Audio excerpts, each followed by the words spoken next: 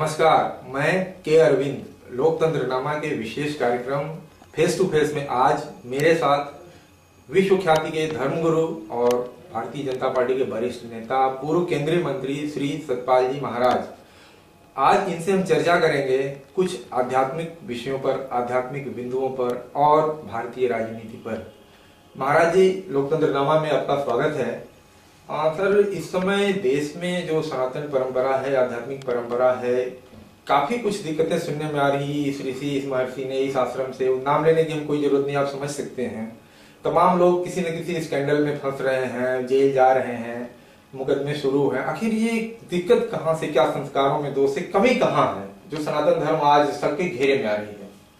नमस्कार अरविंद जी, आपने बहुत अच्छा प्रश्न किया और मैं समझता हूं कि जब किसी को पॉलिटिकल संरक्षण मिलता है तब ये खराबी आती है।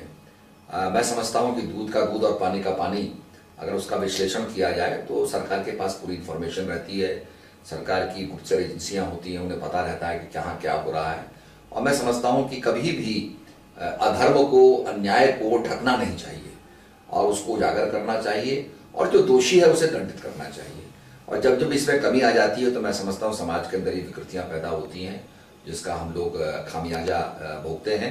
और निश्चित रूप में धार्मिक समाज के अंदर भी लोगों की आस्था जो है डगमगाई है और निश्चित रूप में मैं समझता हूँ कि इसमें परिवर्तन की आवश्यकता है और हमें एक मॉरल और एथिक्स की आवश्यकता है, नैतिक उत्थान की आवश्यकता है।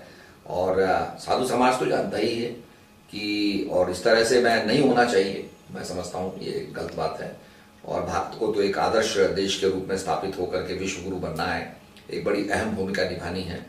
तो ये मैं समझता हूँ कि इस तरह की बातें नहीं होनी चाहिए और सरकार को ऐसी व्यवस्था करनी चाहिए कि इसको पहले ही समाप्त किया जाए। Prevention is better than cure. Sir, आपका ऐसा मानना लग रहा है कि कहीं न कहीं ऋषि परंपरा प्रभावित हो रही है? नहीं, निश्चित रूप में प्रभावित हो रही है, निश्चित रूप में प्रभावित हो रही है। और मैं समझता हूँ कि सरकार को अपना काम करना चाहिए।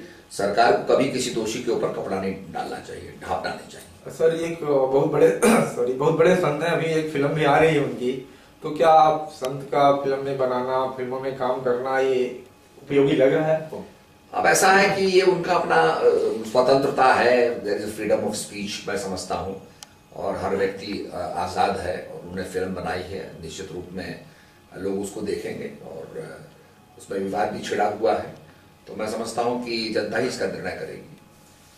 महाराज जी, कुछ चर्चा हम दिल्ली के चुनाव पर करना चाहेंगे। अभी हाल ही में चुनाव बीता है और आपने भारतीय जनता पार्टी के लिए बहुत सारी कैंपेनिंग की, जबरदस्त प्रचार प्रसार किया, पैदल यात्राएं की, तमाम अच्छी तरह से दिल्ली से जुड़े रहे। परिणाम इतना हाहाकारी क्यों रहा?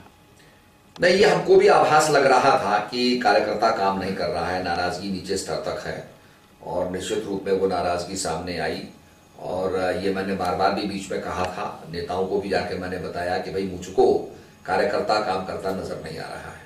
और जनता भी निश्चित रूप में, जनता की अपेक्षाएं बहुत ज्यादा हैं। इस समय लोग चाहते हैं बहुत जल्दी काम हो जाए और विकास इंस्टेंट विकास नहीं होता है। जैसे आपने कॉफी डाली पानी में और कॉफी बन गई, ऐसे विकास नहीं होता। उसके लिए समय चाहिए, प्लानिंग की आवश्यकता है, पैसे की आवश्यकता है, पुराने ढर्रे से हटने की आवश्यकता है। कुछ लोगों की मानसिकता ऐसी होती है कि वो एक स्टीरियोटाइप चल रहे हैं। तो बड़ी चीजों की आवश्यकता है जिसमें पूरे ओवरऑल की जरूरत है, जिसको मोदी जी कर रहे हैं। तो मैं समझता हूं कि इतनी जल्दी परिणाम नहीं आएंगे, तो उसके लिए हमें वेट करना पड़ेगा। पर जनता का जो निर्णय है वो सर्वोपरि है, सब माथे पर है।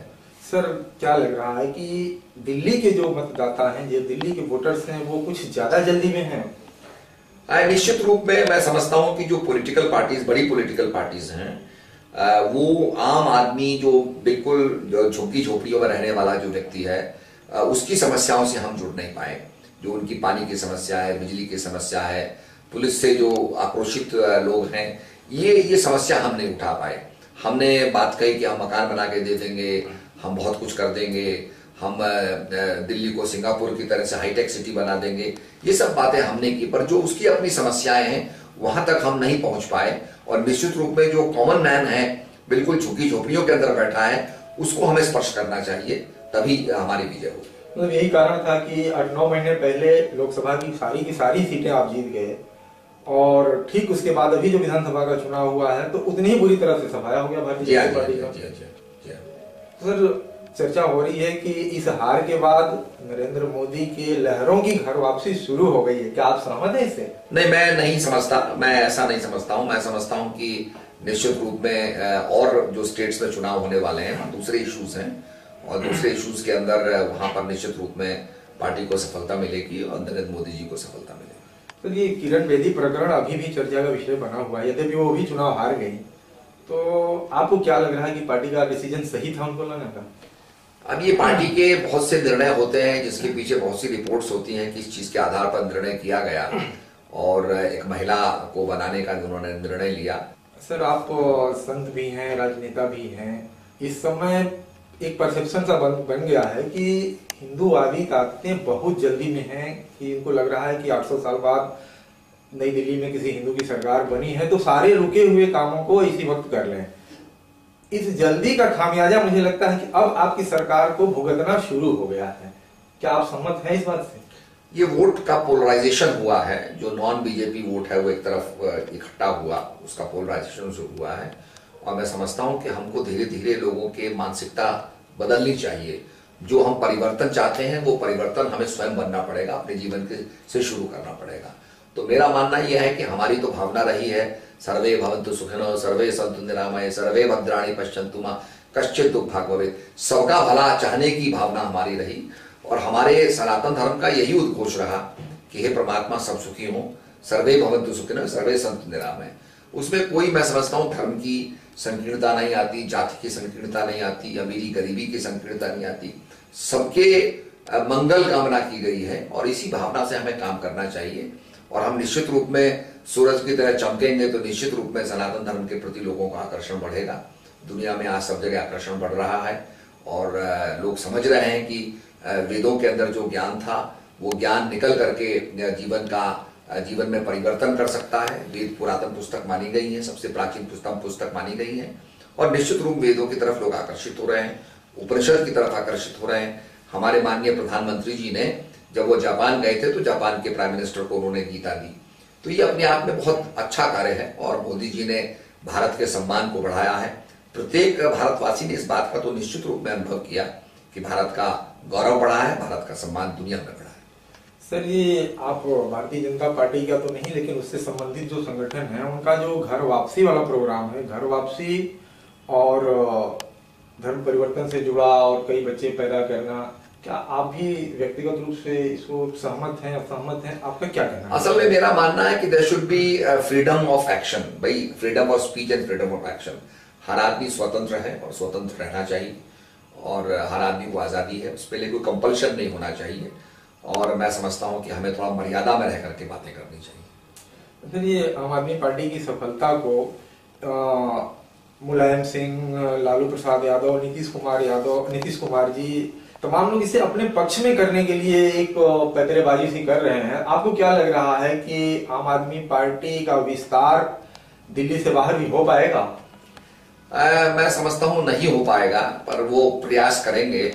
और केजरीवाल जी ने स्पष्ट कह दिया है कि हमको बड़ा अहंकार आ गया था, हम पूरे देश में चुनाव लड़ने की सोच रहे थे और लड़े भी और उसके नतीजे सामने आ गए और उन्होंने ह्यूमिलिटी दर्शाई है। और मैं समझता हूं कि निराभिमान होकर के वो काम करेंगे तो निश्चित रूप में परिणाम अच्छे होंगे और मैं उनको शुभकामना भी देता हूं।